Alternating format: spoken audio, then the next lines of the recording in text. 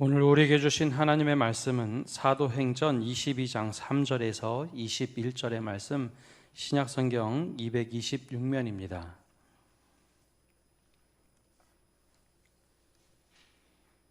이제 하나님의 말씀을 봉독합니다. 나는 유대인으로 길리기아 다소에서 났고 이 성에서 자라 가말리엘의 문하에서 우리 조상들의 율법의 엄한 교훈을 받았고 오늘 너희 모든 사람처럼 하나님께 대하여 열심히 있는 자라. 내가 이 돌을 박해하여 사람을 죽이기까지 하고 남녀를 결박하여 옥에 넘겼노니 이에 대제사장과 모든 장로들이 내 증인이라. 또 내가 그들에게서 다메섹 형제들에게 가는 공문을 받아 가지고 거기 있는 자들도 결박하여 예루살렘으로 끌어다가 형벌을 받게 하려고 가더니 가는 중 다메섹에 가까이 갔을 때에 정오쯤 되어 호련히 하늘로부터 큰 빛이 나를 둘러 비추매 내가 땅에 엎드려져 들으니 소리 있어 이르되 사울아 사울아 내가 왜 나를 박해하느냐 하시거늘 내가 대답하되 주님 누구시니까 하니 이르시되 나는 내가 박해하는 나사렛 예수라 하시더라. 나와 함께 있는 사람들이 빛은 보면서도 나에게 말씀하시는 이의 소리는 듣지 못하더라.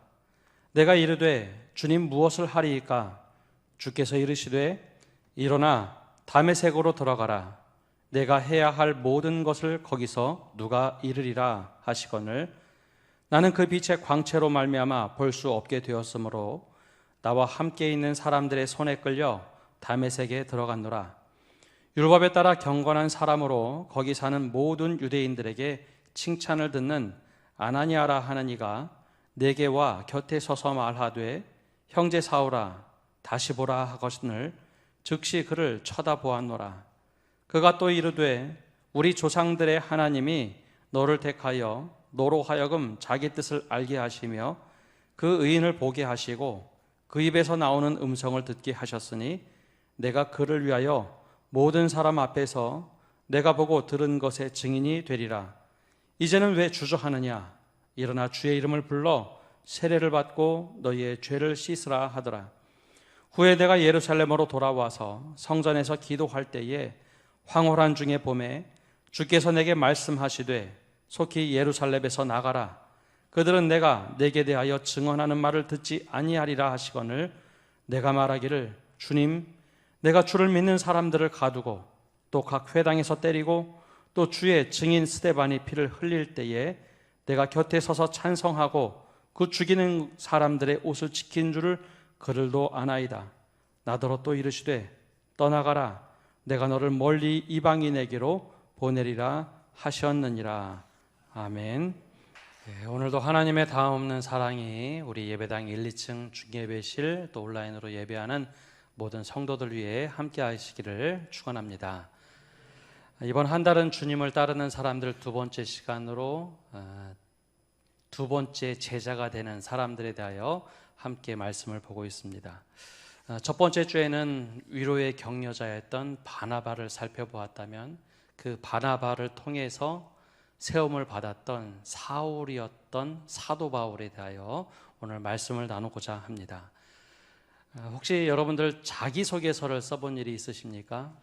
아마 학생들은 대학교 입학 시험 때문에 써본 사람도 있을 테고 또 취직 때문에 써본 사람들이 있을 겁니다.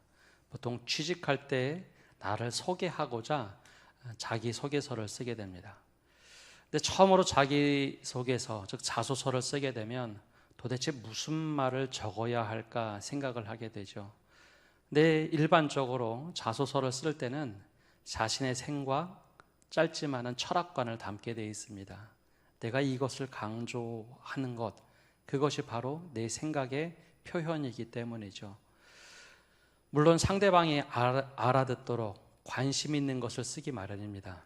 근데 만약 내가 나를 소개해야 하는데 상대방이 나에 대하여 굉장히 부정적인 생각이 있다면 혹은 반대되는 입장에 서 있다면 어떻게 써야 할까요? 무조건 그 사람에게 맞춰 써야 할까요?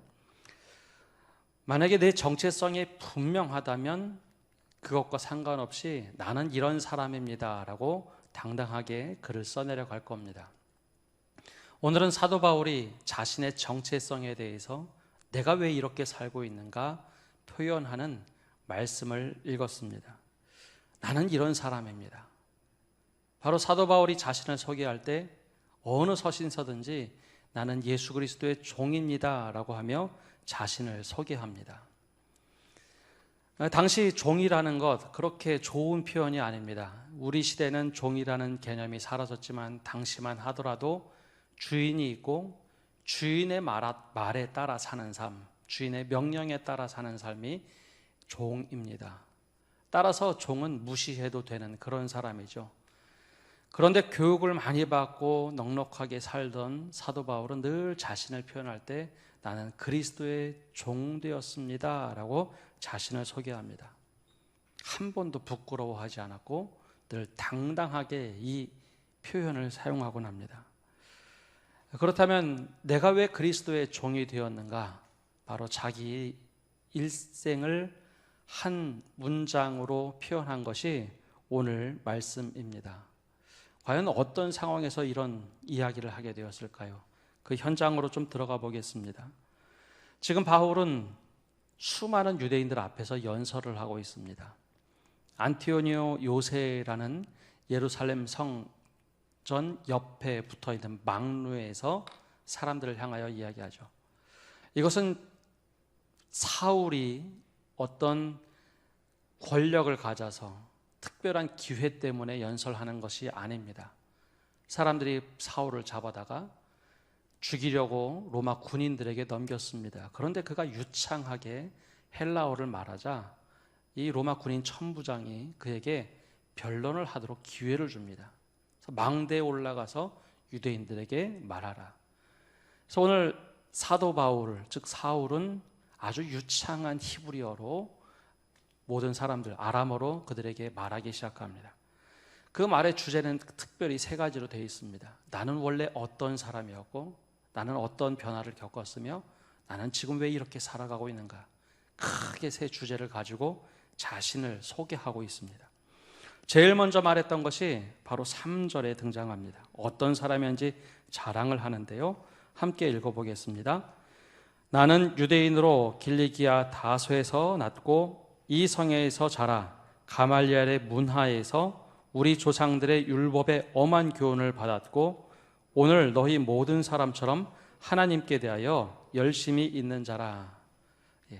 세 가지로 자신을 얘기합니다. 이 자랑거리, 첫 번째는 내 본적은 어디고 나는 어디서 자랐고 성장 배경, 그리고 나는 어떠한 교육을 받았다. 이 세 가지를 요약해서 얘기하죠. 길리기아 다소에서 태어났다. 그러나 내 자란 곳은 예루살렘 성이고 나는 최고의 교육, 가말리엘 문화에서 교육을 받았다라는 이야기로 자랑을 합니다. 그런데 이 말에는 몇 가지가 숨어 있는 것이 있습니다. 왜 길리기아 다소에서 태어난 것을 자랑할까요? 그는 도시에서 태어났다는 겁니다. 아버지가 그곳에 갔고 여기선 등장하지 않지만 아버지는 천막을 만들어 로마 군인에게 납품하던 사람이었습니다. 경제적으로 그렇게 어려운 사람이 아니었죠. 또 한 가지 얻었던 이익 중에 하나는 로마 시민권을 획득하게 됩니다. 재정적으로 어렵지 않았지만 로마 시민권이라는 건 이건 권력을 상징합니다. 전 세계 어디를 가도 로마 제국의 시민은 웬만해서는 재판을 받지 않습니다. 특권을 갖게 되죠. 재판을 받아도 로마 시민으로서 재판을 받게 됩니다. 바로 이것을 자랑하고 있는 겁니다. 또 한 가지는 아버지가 나를 위해서 예루살렘에 보내서 가말리엘이라는 대랍비 아래서 공부시켰다라는 겁니다. 내가 예루살렘에 자라면서 가말리엘 문화에 들어가서 교육을 받았다. 이 말은 내가 정말 최고의 교육, 요즘 시대로 말하면 우리나라 최고의 대학을 나왔다는 자랑을 하고 있는 겁니다. 근데 여기에다가 이 엄친아로 불리는 재력도 있죠. 그리고 학력도 있죠. 권력도 있죠. 여기에 한 가지를 더합니다.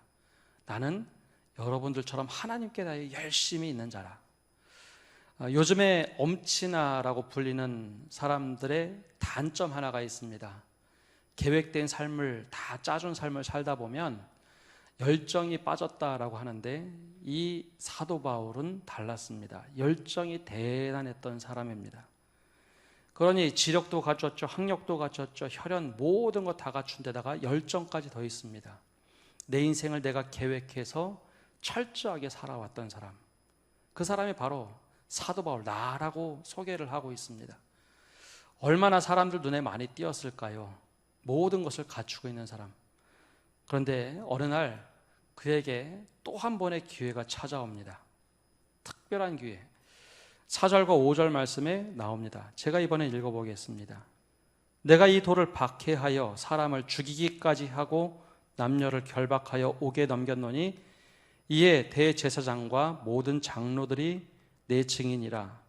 또 내가 그들에게서 다메섹 형제들에게 가는 공문을 받아 가지고 거기 있는 자들도 결박하여 예루살렘으로 끌어다가 형벌받게 하려고 가더니, 정말 하나님께 다해 열심을 내고 있던 그에게 한 번의 기회가 찾아왔는데, 이 돌을 박해하던 사람을 죽이는 자리 옆에도 있어 봤습니다. 즉 스데반을 이야기하죠.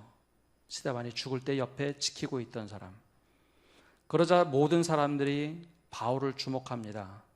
야, 정말 열심히 있고 최고의 노력을 하는 사람.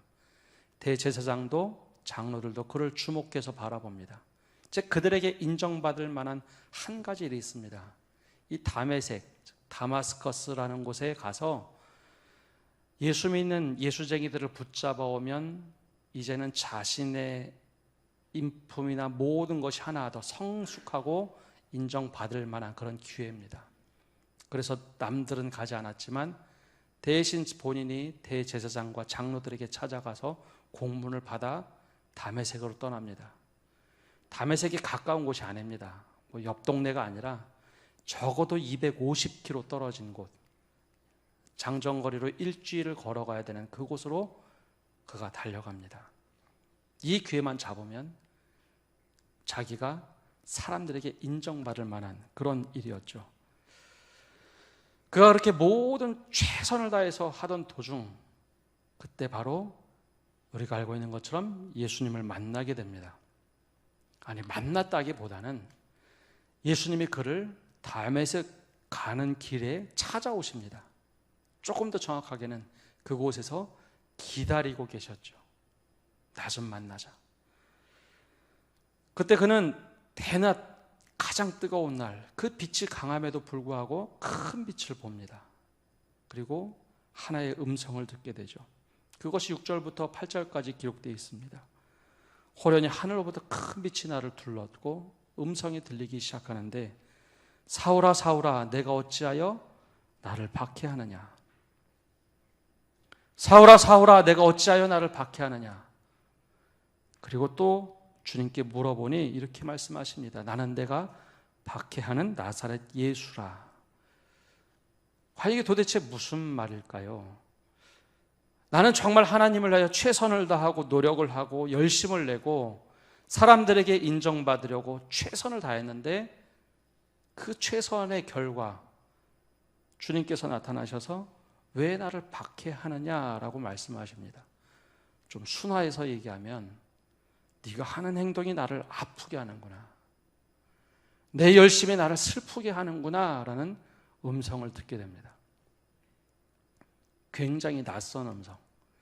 모든 사람들이 박수 쳐줘서 지금까지 달려오고 야 잘한다 잘한다, 사람들은 그렇게 얘기하는데, 정작 주님께서는 네가 하는 모든 행동이 나를 아프게 하는구나, 나를 슬프게 하는구나 라고 말씀하십니다. 이 사도 바울이 굉장히 혼란스러웠습니다. 물론 이때는 사울이죠. 굉장히 어려웠습니다.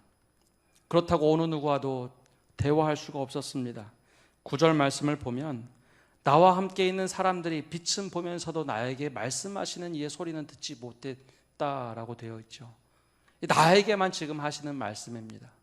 그러니 내가 다른 사람들에게 이야기하면 도대체 이해할 수 없는 말이죠. 주님께서 우리에게 찾아오실 때 바로 이렇게 찾아오십니다. 나에게 하시는 말씀. 다 똑같이 함께 있는데 나에게 특별하게 하시는 말씀. 야, 내가 이렇게 마음이 드는데 어떻게 될까? 남들에게 이야기해도 이해할 수 없는 그런 특별한 방법으로 나에게 찾아오십니다. 이때 사울은 큰 충격과 혼란에 빠집니다. 그럼 무엇이 그렇게 큰 충격과 혼란이었을까요? 첫 번째로 내적으로 보면 내가 힘을 다하고 온 힘을 다하고 최선을 다했는데 그것이 주님을 아프게 한다는 겁니다. 내가 주님을 위하여 한다고 생각했는데 그것을 내 노력이 주님을 슬프게 한다. 둘째는 그 큰 빛을 보고 그가 시력을 잃어버렸습니다. 랍비 교육을 받았던 사울, 말씀을 읽을 수 없는 상황이 됐습니다. 미드라시나 탈무드 같은 교훈서를 읽을 수가 없습니다. 그리고 가르칠 수도 없는 상황이 되어버렸습니다. 가르치는 사람에게 시력을 잃는다는 것, 인생 밑바닥으로 떨어지는 경험입니다. 더군다나 지금 이 길이 어떤 길인가요?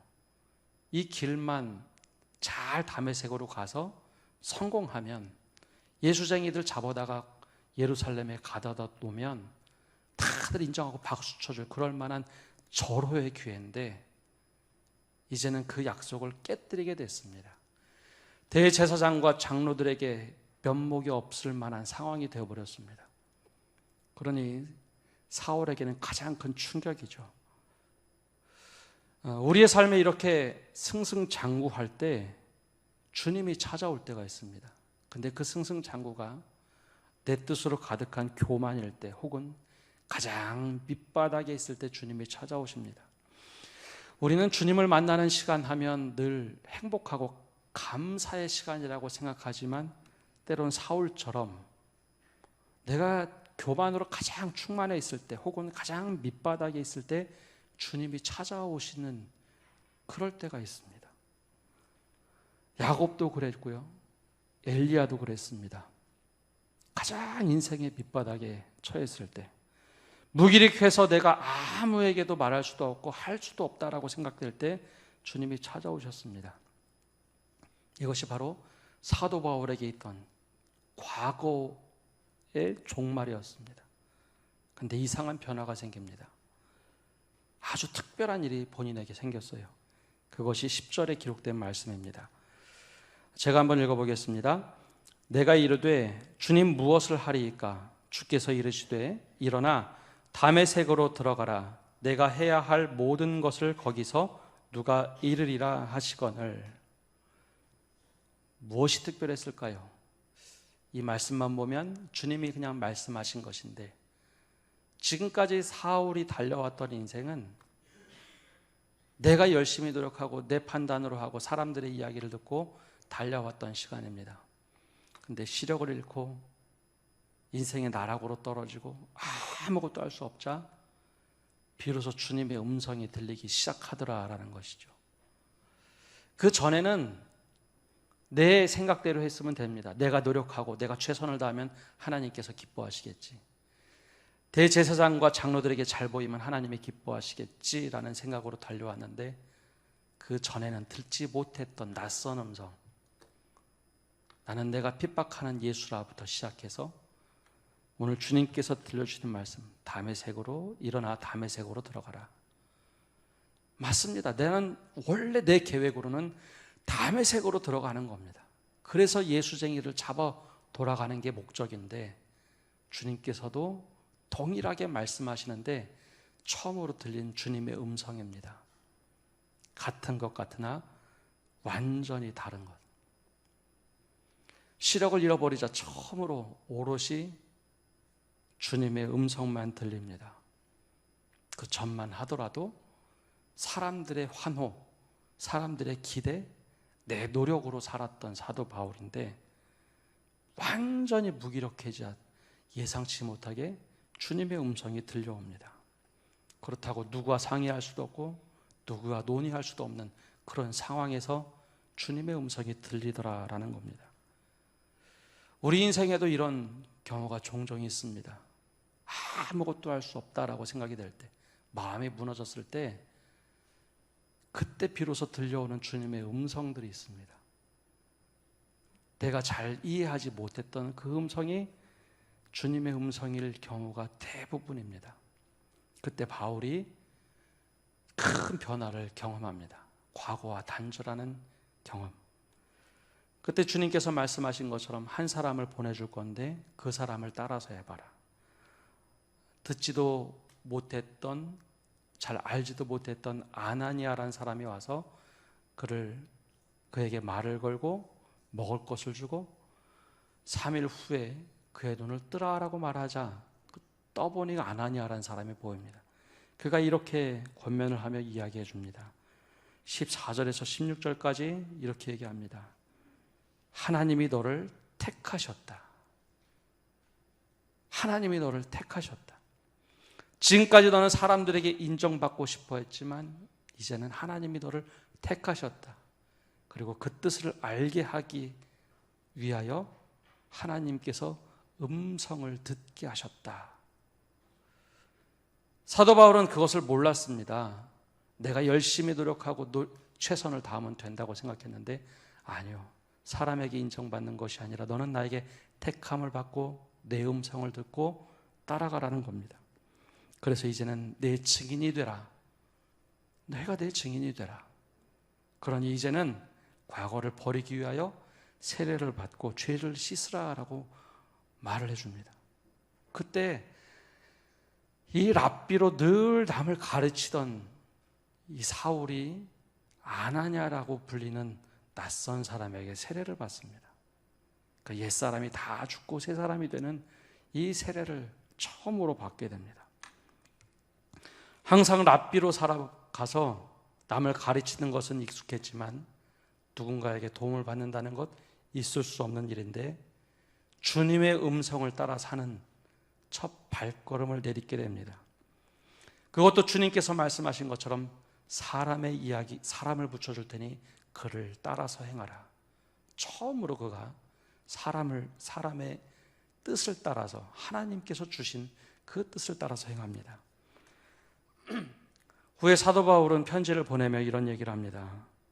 내가 이런 경험을 한 후에 모든 것을 해로 여김은 주 그리스도 예수를 아는 지식에 가장 고상하기 때문이라.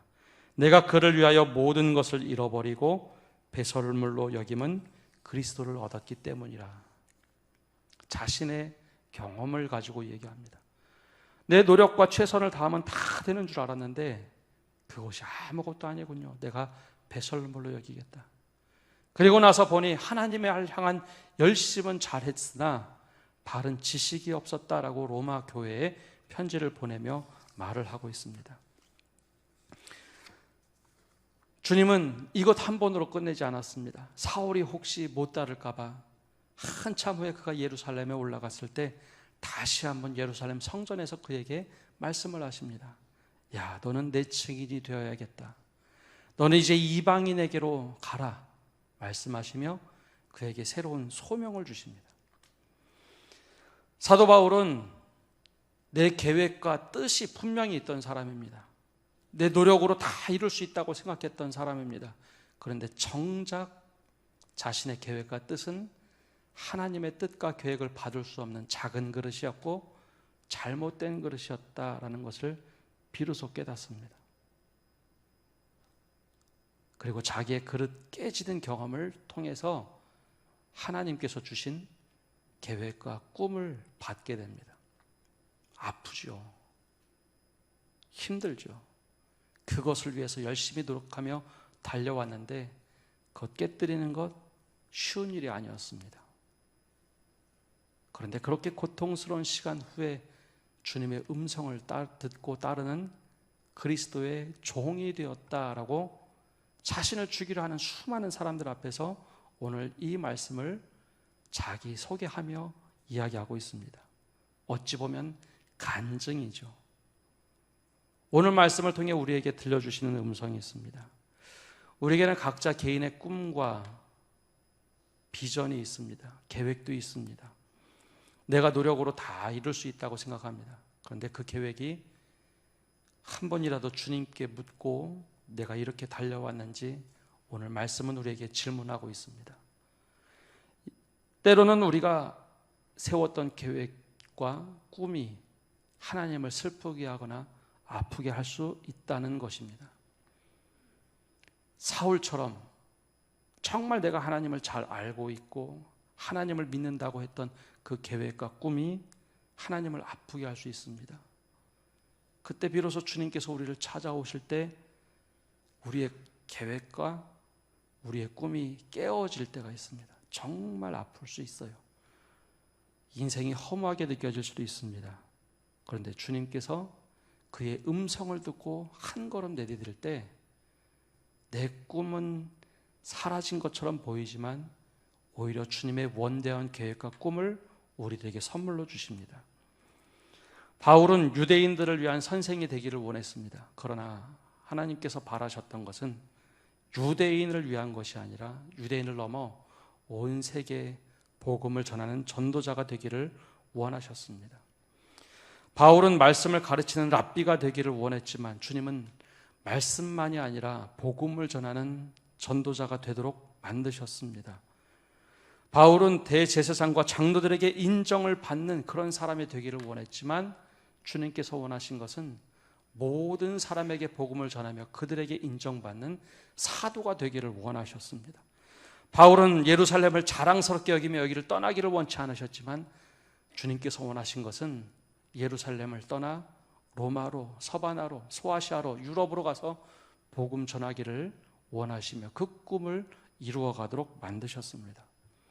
그리고 나서 보니 사도 바울이 내 노력으로, 내 열심으로 준비했던 모든 것이 허튼 것이 아니었다는 것을 다시 한번 깨닫게 됩니다. 천막을 만드는 일을 주님께서 거룩하게 바꾸시자 전도하는 데 유용한 도구가 되었습니다. 랍비로 그렇게 공부를 하고 최선을 다하며 말씀을 가르쳤는데 주님을 만나고 났더니 주님을 탁월하게 해석하는 복음 전도자, 신학자가 되었습니다. 길리기아 다소 출신으로 헬라어를 사용하는 것, 그것을 좀 감추려고 나는 예루살렘에서 자랐다 강조를 했는데 아니요, 주님께서는 다 예배시켜 놓고 그 헬라어 사용하는 것을 통해서 로마로, 스페인으로, 모든 나라로 다 보내도 괜찮은 사람으로 만드셨습니다. 그것이 사도 바울이 느꼈던 나는 그리스도의 종입니다. 내 의지대로 살아가는 것이 아니라 내가 모든 것을 다 준비했으나 하나님의 종으로 살아가는 사람이 됐습니다 라고 고백을 합니다. 오늘 사도 바울의 고백이 우리의 고백이 되기를 원합니다. 내가 정말 최선을 다하는데 내 뜻이 주님의 뜻과 맞는지 주님과 한번 우리가 씨름해 봐야 합니다. 어느 날 주님께서 내 행동과 내 모습이 슬프구나, 내가 정말 아프구나 말씀하시면 그때 우리가 내려놓고 주님의 음성을 들어야 합니다. 그때 주님께서 우리에게 알려주시는 그 길을 한 걸음 한 걸음 걸을 때 바로 사도 바울이 고백한 것처럼 나는 예수 그리스도의 음성을 듣고 살아가는 주님의 종입니다. 이 고백을 하며 살아가시는 성도 여러분 되시기를 간절히 바랍니다. 우리 시간 함께 찬양하며 나가기를 원하는데요, 내가 내 힘을 의지하는 것이 아니라 주님 힘 의지하며 살아갑니다. 우리 고백하며 찬양하겠습니다.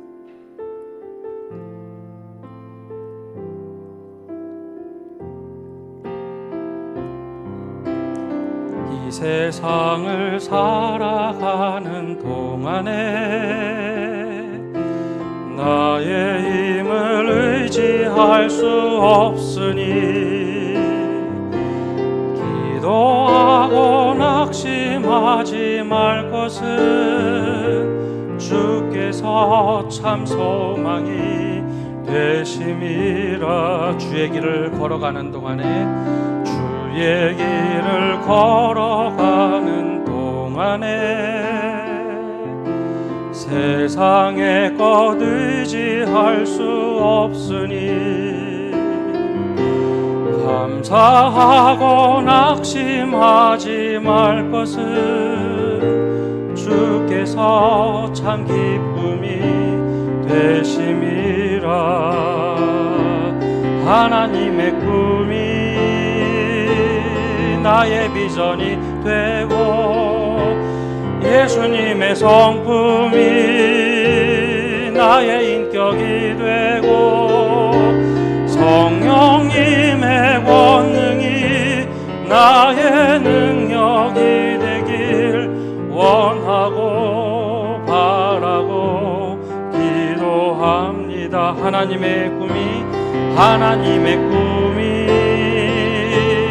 나의 비전이 되고 예수님의 성품이 나의 인격이 되고 성령님의 권능이 나의 능력이 되길 원하고 바라고 기도합니다. 우리 시간 합심하여 기도하며 나갑시다. 우리 세 가지를 놓고 기도합시다. 내가 노력하고 최선을 다하고 열심을 내고 내가 자랑스럽게 여기고 하는 것이 하나님께 걸림돌이 되고 하나님의 아픔이 된다면 하나님 이 시간 그것을 내려놓을 수 있는 은혜를 주옵소서.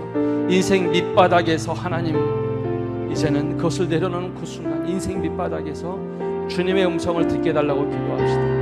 내가 사람의 소리나 다른 여러 내 스펙의 소리, 내 노력의 소리가 아니라 하나님의 음성을 듣게 해달라고. 그리고 하나님의 음성을 한 걸음 내디디며 듣고 따랐을 때 주님, 내 계획이 아니라 내 꿈은 사라졌어도 아프지만 주님의 계획, 주님의 음성을 듣고 하루하루 살아가서 주님의 종된 삶, 주님께서 원하시는 그 계획을 이루어가는 삶이 되게 해달라고 이 세 가지 기도 제목을 가지고 합심하여 기도하겠습니다.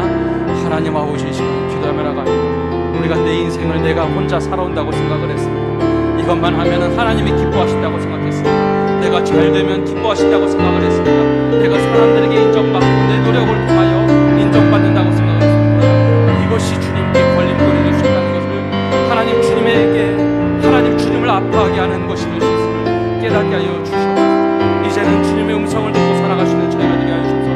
내가 계획을 세우는 것이 아니라 내 계획 위에 하나님의 계획이 있는지 살펴보게 하여 주옵소서. 주님의 음성을 듣고 하나님의 뜻이 무엇인지 분별하게 하여 주시고 이 걸음이 맞는 걸음인지 하나님 아버지 철저하게 주님의 음성을 들을 수 있는 저희가 되게 하여 주옵소서.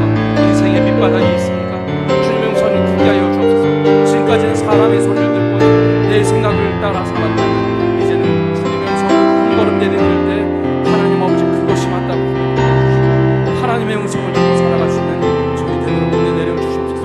하나님 멀리 계지 마시고 하나님이 함께 하시는 삶 되게 하여 주옵소서. 하나님, 내가 인생의 주인이 되어서 계획을 하며 살아왔습니다. 내가 잘되면 하나님이 기뻐하시는 줄 알았습니다. 내 모든 것 주님, 내 노력으로 이루어지는 것은 하나님의 기쁨이라고 생각했는데 사울과 같이 내 노력과 열심이 하나님을 아프게 하고 하나님의 슬픔이 된다면 하나님, 이 시간 우리 깨닫게 하여 주옵소서.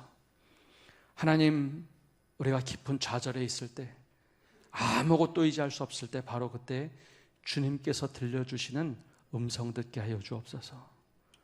내 인생의 최고가 내 결정이 아니라 주님께서 하시는 말씀을 듣고 내 인생이 변화되어 한 걸음 내디딜 때 이제 주님을 따라 살아가는 삶, 주님께서 계획하신 삶, 내 계획을 내려놓고 마음의 생각은 나에게 있었으나 이루시는 분이 하나님이라고 고백하며 한 걸음 한 걸음 내딛고 살아갈 수 있도록 은혜 내려 주옵소서. 그리고 우리도 사도 바울처럼 내 인생의 주인은 하나님이십니다. 내 인생의 주인은 바로 예수 그리스도입니다. 내가 예수 그리스도의 종입니다. 고백하며 살아가는 저희 되도록 인도하여 주옵소서. 이 모든 말씀 예수님의 이름으로 기도합니다. 아멘.